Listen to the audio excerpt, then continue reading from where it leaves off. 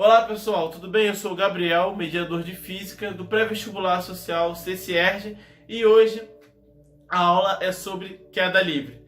O que é o movimento de queda livre? Vocês saberiam responder?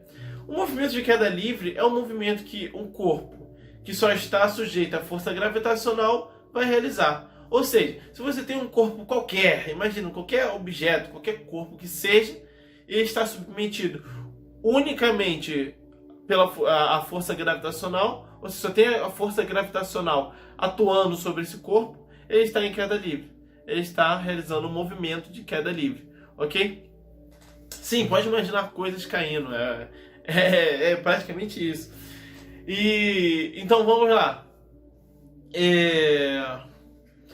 A gente vai estudar alguns tipos de movimentos em queda livre, ou seja, os casos mais comuns de movimentos estudados em queda livre. E esses movimentos não passam de exemplos do que vocês viram na aula passada, que foi o quê? Movimento retilíneo uniformemente variado ou variável, depende. Tem gente que chama de um jeito, tem gente que chama de outro. Enfim, vocês vão ver aplicações do que vocês aprenderam na aula passada no movimento de queda livre, beleza? Mas para isso a gente vai precisar fazer algumas restrições. Primeiro, vocês lembram que no movimento uniformemente acelerado ou uniformemente variado, a gente tem que ter aceleração constante? Lembra disso? Então, para isso, a aceleração da gravidade a gente vai considerar constante. A aceleração que a gente está submetido em queda livre é a aceleração da gravidade, como a gente havia dito. Mas professor, mas Gabriel, isso significa que a aceleração da gravidade é constante em qualquer lugar da Terra? Não. A aceleração da gravidade, na verdade, ela diminui de intensidade conforme a gente se afasta da Terra. Beleza? Guardem essa informação. A gente não vai usar muito isso agora, mas guardem isso. Porém, a pequenas alturas, assim, se a gente não se afastar muito, extremamente da Terra, a gente pode considerar a aceleração gravitacional constante. Assim, até uns, sei lá, 570, quase 100 metros assim, a gente aproxima ela como sendo constante, ok? Na região do Equador, no nível do mar, do Equador da Terra, no nível do mar, a gente calcularam experimentalmente que essa aceleração gravitacional é de 9,81 metros por segundo ao quadrado, ok? Eu vou escrever isso daqui a pouco para vocês anotarem. Mas a gente, nos exercícios, a gente costuma usar como sendo 10 metros por segundo ao quadrado. Beleza? Então a gente vai considerar ela constante. Ok, agora eu já posso tratar como um movimento retilíneo uniformemente variado. Beleza? Só que a gente também tem que desprezar qualquer outra força que atue sobre o nosso corpo. E que outra força poderia ser essa? A resistência do ar, por exemplo. Um exemplo, a gente vê como a resistência do ar atua sobre um corpo, o quanto ela influencia, né? Porque é muito fácil a gente pensar, a resistência do ar é mesmo para qualquer corpo, não vai fazer diferença, né? Não. Eu vou mostrar para vocês agora com um exemplo bem simples. Aqui eu tenho uma folha de papel semi-aberta, né? Aberta em branco, e uma folha de papel completamente amassada. Fiz uma bolinha de papel. Eu peguei a mesma folha do mesmo pacote. E a gente vai ver qual é a diferença da queda dessas duas folhas. Eu vou soltar as duas de uma mesma altura, ok? De uma mesma altura, basicamente. E vamos ver o que acontece. Vocês conseguiram ver? A bolinha, cadê a bolinha? A bolinha, ela caiu muito mais rápido, chegou ao chão muito mais rápido do que a folha aberta. Isso por causa da resistência do ar. A resistência do ar, a intensidade dela vai depender do formato do seu objeto, entende? Das dimensões dele. Quando eu digo dimensões, eu quero dizer formato, qual é a forma dele, se ele é extenso ou não, beleza? E da massa também, mas nesse caso a massa é a mesma, então ela só variou por causa do formato. A massa é a mesma porque eu estou usando a mesma folha, praticamente. Então ela variou só por causa do formato. E isso influenciou no meu movimento de queda livre. A gente não quer isso nos nossos problemas. Então a gente vai estar num mundo, a gente vai tratar das coisas num mundo em que não existe, ou seja, a gente vai desprezar, ela tá lá, mas a gente vai desprezar, fingir que não existe a resistência do ar, ok? A força que o ar faz nos objetos. Beleza? Então, dito isso, a gente definiu tudo o que a gente precisava. A aceleração da gravidade constante, a gente vai considerar nos exercícios, na maioria dos exemplos, como 10 metros por segundo ao quadrado. E vamos lá para as contas, mas antes, só lembrar uma coisa, vocês viram nos vídeos anteriores o que é uma grandeza vetorial. Ok? Grandeza vetorial tem módulo, direção e sentido. Vocês viram que eu me referi à gravidade apenas com o módulo dela, me referi à aceleração gravitacional com o módulo dela. Mas, na verdade, a aceleração em si, a aceleração é uma grandeza vetorial. Ela tem módulo, direção e sentido. A aceleração gravitacional também, ela não está isenta disso. Ela está apontando sempre para o centro da Terra. Sempre no nosso caso, que a gente está aqui na Terra, a gente vai ver, pra gente é para baixo. Então tá sempre, se você vê de um telescópio, você vai ver que não tem muito no telescópio de um satélite, você vai ver que não tem muito uma noção do que é para baixo, do que é para cima, né? Então a gente vai dizer que está apontando para o centro da Terra. Beleza? Mas vale aqui no nosso regime aqui da Terra, a gente está aqui na superfície, a gente diz que é para baixo, ok? Então ela tem sim módulo, tem direção e sentido. A gente vai tratar só do módulo porque estamos tratando de movimentos retilíneos, ou seja, uma coisa de uma única dimensão, ou seja, uma mesma direção também.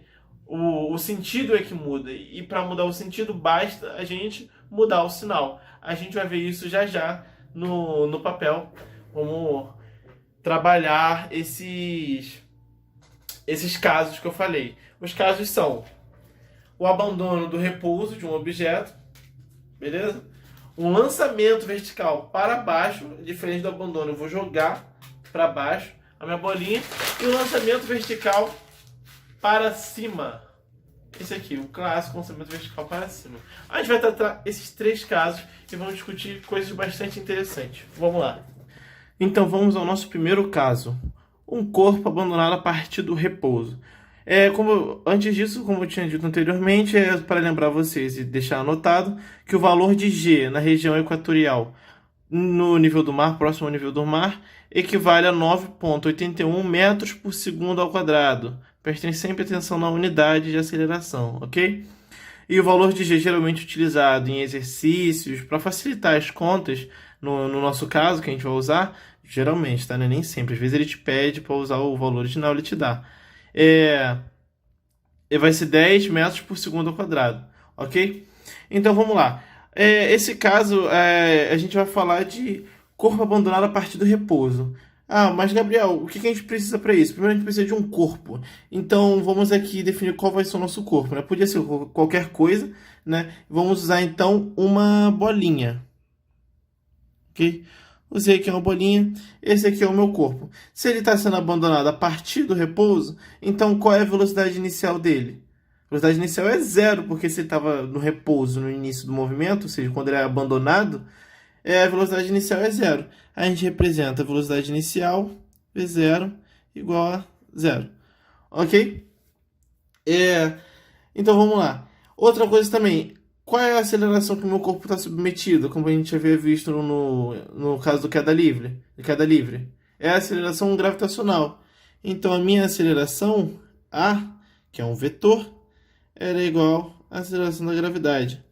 Beleza? Esse símbolo em cima é uma setinha, sem a parte de baixo, mas continua sendo uma setinha, ok? Não tem diferença da seta habitual utilizada para representar vetor algebricamente. E eu vou colocar aqui, representar como uma seta mesmo, a aceleração para baixo. Eu estou representando como uma seta, ok? Só para representar o sentido dela, que é sempre para baixo. Vamos lá.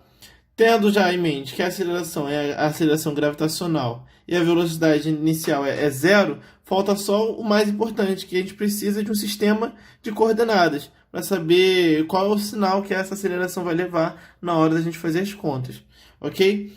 Para onde que vai crescer a nossa distância? O nosso deslocamento a partir do 0. A gente vai definir o 0 aqui, eu poderia definir a minha distância, né, meu deslocamento crescendo para cima ou crescendo para baixo. Vamos usar a convenção do livro, né? Pelo que parece, a gente vai escolher a direção, o sentido igual ao sentido inicial do movimento, beleza? O sentido inicial do movimento vai ser para baixo, ok? Então a gente vai definir o nosso eixo y, né, que é o nosso eixo de coordenadas, y para baixo, ok? Ele continua aqui negativo, mas isso não vai importar para a gente. O que importa é que o nosso corpo sai do zero e cai para baixo, ou seja, cresce a distância dele em y. O y é a nossa coordenada, ou seja, distância, a gente vai definir aqui y, coordenada, ou seja, distância a partir do zero, né? O V0 vai ser a nossa velocidade inicial, como vocês já devem estar acostumados. E o G é a aceleração da gravidade, ok? Lidem com isso e deixem isso bem formulado na cabeça de vocês, ok? Show de bola. Vamos lá então. Gabriel, agora tudo se trata de um movimento retilíneo uniformemente acelerado. Exatamente, eu tenho um corpo que só está submetido a uma aceleração constante. Lembra que a gente define o G como sendo essa constante aqui, ou essa, dependendo. É uma aceleração constante se movendo apenas em uma reta, né? Que é a reta aqui do eixo Y, que é a nossa coordenada. Então vamos lá. Qual é a diferença do MRU para esse caso do movimento da queda livre, que é o corpo abandonado a partir do repouso? A diferença é mais na notação, que a gente deixa de usar o ΔS e começa a usar ΔY. Né? Na apostila, por exemplo, eles usam só o Y. Por que eles usam só o Y, Gabriel? Por quê? Porque ΔY, né, não é nada mais, nada menos do que... Deixa eu pegar aqui uma outra cor.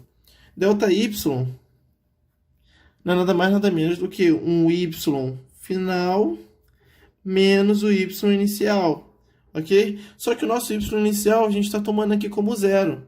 Então, como isso aqui vira zero, é só o Y final. Para não ficar carregando esse F toda hora, a gente deixa só Y. Beleza? Isso na apostila, a gente usa essa convenção e não tem problema. A gente usar ΔY também. Aí é só mais geral. E para ficar mais fácil de decorar, ΔS por ΔY, a gente sabe que tem um delta ali, só muda a letra. Ok? Então vamos lá. O ΔS virou ΔY, né, que agora é um deslocamento no eixo Y, vertical, eixo vertical. O V0 que a gente tinha lá no MRUV, que era o V0t mais AT ao quadrado, o V0 aqui a gente definiu, ele é zero. Então esse termo aqui, ele some. Ok? A gente vai ter que cortar aqui, mas a gente já cortou aqui. E ele não aparece aqui desse lado. E outra coisa que mudou também é que a aceleração virou G, não é mais A, agora é G.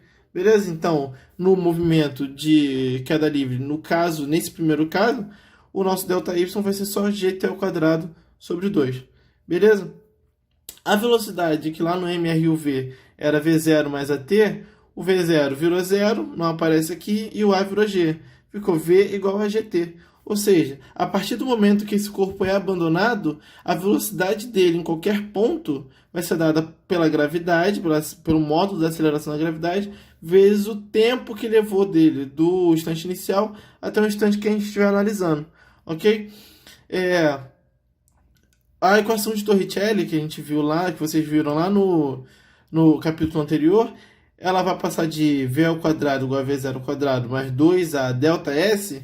O V ao quadrado vai continuar. O V0 é 0. 0 vezes 0 dá 0. Então esse cara aqui morre. E o A vira o G, como vocês já viram anteriormente. E o ΔS volta aqui como ΔY. Beleza? Então, basicamente, nesse primeiro caso, são essas as diferenças que a gente encontra. Ok? O nosso segundo caso é o lançamento vertical para baixo. Gabriel, qual é a diferença do lançamento vertical para baixo e do abandono?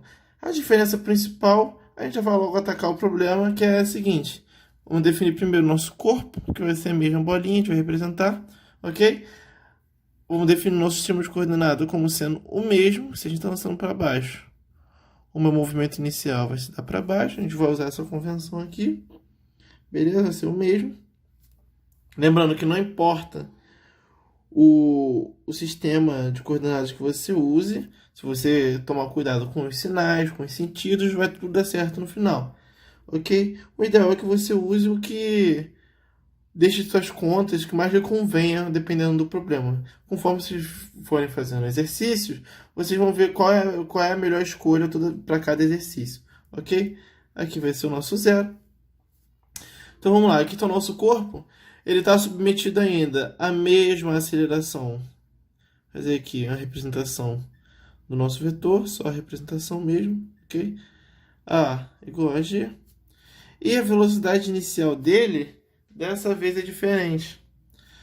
A nossa velocidade inicial, V0, ela não é diferente de zero, ok? Ela vai ser igual a um V aqui, um V0 diferente de zero, ok? Um V0, vetor, diferente de zero. Tudo bem? E o sentido dela vai ser para baixo. Por isso que o nome é lançamento vertical para baixo, porque eu vou estar lançando o corpo, ele vai ter uma velocidade inicial. Porque eu nem precisaria colocar esse termo aqui, bastava só colocar diferente de zero. Ok? Ele vai estar sendo lançado para baixo. E essa é a única diferença. Nessa parte aqui. Agora, Gabriel, como é que ficam as equações do movimento retilíneo uniformemente variado para esse caso de lançamento vertical para baixo? Bom, pouca coisa muda também. Assim como no caso anterior, o nosso ΔS vai virar ΔY, ok? Porque aqui é o nosso eixo de coordenadas Y. O nosso ΔS vai virar ΔY. O nosso V0, que aparecia, ele não é mais zero. Ou seja, esse termo aqui da equação, esse termo aqui, ele continua aqui, ok? E o AT ao quadrado vai virar GT ao quadrado, como a gente já tinha visto, né? Lembra que G é a aceleração da gravidade. Aqui eu estou colocando representação vetorial. Porém, como o movimento é retilíneo, se dá numa única reta, a gente vai usar só os módulos deles aqui, tratando no nosso problema de queda livre, ok? Porque a gente está num eixo só. A nossa velocidade, que era V0 mais AT, esse V0 vai continuar, porque eu tenho V0 diferente de zero, existe esse V0, e o A vai virar o G, que nem no caso anterior. A única coisa que mudou foi que eu tenho sim uma velocidade inicial. Ou seja, a minha velocidade em qualquer ponto aqui vai ser igual à minha velocidade inicial, mais o que a gente pode chamar de velocidade adquirida, né? A velocidade que eu ganhei com a aceleração da gravidade, que é GT, tudo bem? E nesse caso, a aceleração da gravidade está aumentando a minha velocidade porque está no sentido do movimento, porque está no sentido da velocidade inicial. A gente vai ver já o caso contrário daqui a pouco. Lembrando que o sinal mais aqui no G é simplesmente porque a gravidade, a gente escolheu o nosso sistema de referência no mesmo sentido que a aceleração, então o sinal é positivo. E se o sistema de referência for no sentido contrário? Aí você espera um pouquinho que a gente já vai ver isso. A equação de Torricelli, que é V ao quadrado igual a V0 ao quadrado mais 2A ΔS, a única coisa que mudou é que o V0 não é mais zero, como eu já disse, vai ficar esse termo aqui ainda, V0 ao quadrado. O A vai virar o G e o ΔS vira ΔY. Ok? Essa é a única diferença. O nosso último caso é o lançamento vertical para cima. Gabriel, o que é o lançamento vertical para cima? É bem o que o nome já diz, né? Você tem um corpo, você lança, eu desenho aqui um bonequinho, né? Eu não sou muito bom desenhando. Você lança ele com uma velocidade para cima, ele vai começar a subir, ok? Aí vai chegar um momento que ele vai parar e depois vai descer. Tudo bem? O mesmo corpo sobe e desce. Esse é o lançamento vertical para cima. Algumas coisas vão mudar em relação aos casos que a gente viu até agora. Por exemplo, vamos começar definindo aqui o nosso corpo, né? Sendo uma bolinha. Gabriel, a velocidade inicial de velocidade de lançamento, né? Que é a inicial, ela vai estar apontando para baixo ou para cima? Isso mesmo, para cima. Então, o nosso V0, que é diferente de zero, né? Vai apontar, a gente vai representar ele com o vetorzinho aqui saindo do boneco, do nosso corpo, para cima, ok? V0 diferente de zero. Esse ponto aqui foi acidental, não ignore. V0 diferente de zero. E a aceleração da gravidade vai ficar para cima também? Não, não vai ficar para cima. A aceleração da gravidade continua igual a G para baixo. Beleza? A aceleração da gravidade continua para baixo. E o nosso sistema de coordenadas? Nosso sistema de coordenadas, dessa vez a gente vai colocar ele para cima, porque vai ser o mesmo sentido que o movimento inicial do nosso corpo, ok? Y crescendo para cima, aqui vai ser o zero, para cá não importa, negativo, a gente não vai usar isso agora. Vamos nos preocupar do zero para cima. Eu já expliquei o que acontece, a gente vai jogar um corpo, ele vai para cima, para cima, para cima, para cima, vai parar, depois vai começar a descer. Vamos lá. Como fica as equações dele no movimento retilíneo uniforme? Dá para ver que ele é esse movimento ele é meio que separado entre duas etapas, né? Você pode tratar como uma etapa só de subida e descida, ou então você pode separar a etapa da subida e a etapa da descida. Mas prestando agora muita e muita atenção com os sinais, muita e muita atenção com a escolha do nosso sistema de referência, né? Nosso sistema de coordenadas. Como fica as equações do movimento retilíneo uniformemente variável nesse caso de queda livre? Ok? Aqui para simplificar eu coloquei QL e o caso que a gente está analisando. Como fica? O nosso ΔS a gente já está cansado de ver que virou ΔY, ok? O nosso V0T, nesse caso a velocidade inicial está no mesmo sentido que o nosso sistema de coordenadas, então ela é positiva. Permanece o V0T, eu vou só corrigir aqui e deixar um pouco mais legível, né? Talvez eu tenha estragado, porque minha mão estava tremendo um pouquinho nessa hora, deu uma tremida na mão e ficou meio bagunçado. Ok? E dessa vez, o sinal que vai aqui na aceleração, que era o A e virou o G, é o de menos. Por que, Gabriel, o sinal de menos? Lembre muito bem disso, porque nesse caso, por causa do sistema de coordenadas que a gente escolheu, a aceleração, né, da gravidade, a gente escolheu o nosso sistema de coordenadas como sendo contrário ao sentido dela. Ou seja, a aceleração está contrária ao sentido do nosso sistema de coordenadas. Então a gente usa o sinal de menos. Ok? Essa é a única diferença grande em relação aos outros casos. A mesma coisa vale para a velocidade. A nossa velocidade, que era V0 mais AT, esse A aqui também está meio estranho, mas é um A, tá, pessoal? V0 mais AT, o A virou o G e ganhou o sinal de menos. O que significa isso daqui? Vamos analisar essa equação aqui. A nossa velocidade inicial, ela é positiva, né? Porque ela está no mesmo sentido do nosso sistema de coordenadas. E a nossa velocidade ela vai diminuindo com o tempo. Aqui ela começa com o tempo igual a zero, começa nada aqui. A gente tampa essa parte, fica só V0. Conforme o tempo vai passando, esse termo aqui, esse termo aqui, ele vai aumentando. Aí, como tem um sinal de menos, a minha velocidade em si, ela vai diminuindo. Vai chegar um momento em que esse termo aqui, conforme o tempo vai passando, vai ficar igual à velocidade inicial. Ou seja, vai ficar um valor menos ele mesmo. É esse o momento em que a velocidade chega a zero. Beleza? Depois, ela vai continuar diminuindo. Ah, mas Gabriel, a velocidade chega a zero e continua diminuindo? Isso significa que a minha velocidade ela fica negativa? Sim. E o que significa velocidade negativa? Você sabe responder. Velocidade negativa só significa que a minha velocidade, nesse momento aqui, tá vendo que eu tenho uma velocidade?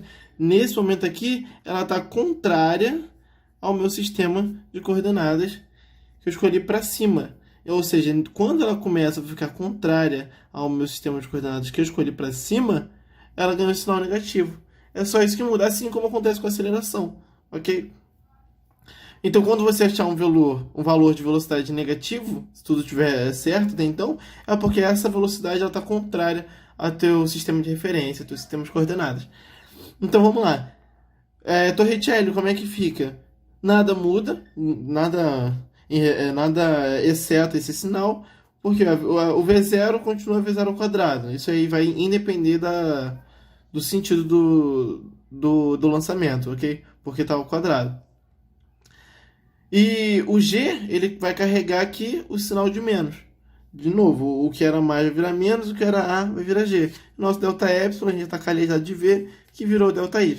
Ok? Então, a coisa que vocês têm que mais prestar atenção é que o ΔS virou o ΔY, ok? E uma coisa muito importante se lembrar também é que eu tenho o tempo para o meu corpo subir e eu tenho tempo para o meu corpo descer, ok? Ele leva um tempo para subir, leva um tempo para descer e retornar até ao lugar de origem.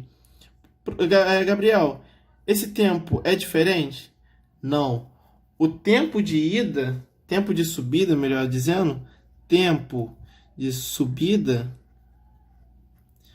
ele é igual ao tempo de descida. Isso aqui vocês têm que ter na cabeça, vocês têm que levar isso para vocês, ok? Vou ver se eu consigo colocar algum apêndice, alguma coisa mostrando o porquê dessa relação. Mas acreditem, tempo de subida é igual ao tempo de descida. Tudo bem? E é isso, essa foi a nossa aula de movimento de queda livre. Esses são os casos mais que a gente costuma abordar com mais frequência durante o curso de física do ensino médio. E obrigado por assistirem a aula.